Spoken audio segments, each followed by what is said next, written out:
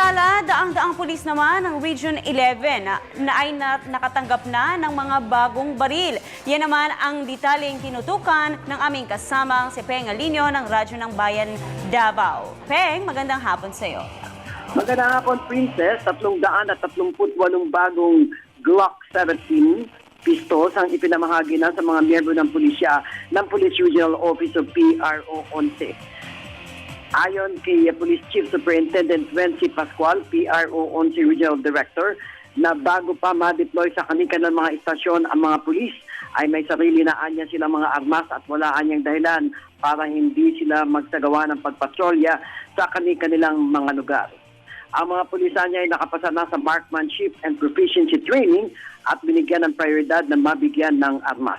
Aabot pa sa halos 2,000 mga armas o baril pa ang kinakailangan para sa mga pulis na wala pang baril sa Rayon 11. Samantalang naantala naman ang paghahatid ng 500 baril sa Davao City Police Office dahil sa pagpapatupad ng eleksyon at kinakailangan lamang na maayos sa mga papeles nito. Nasa 500 miyembro ng DCPO mabibigyan ng armas bago pa dumating ang halalan sa ika-28 ng Oktubre.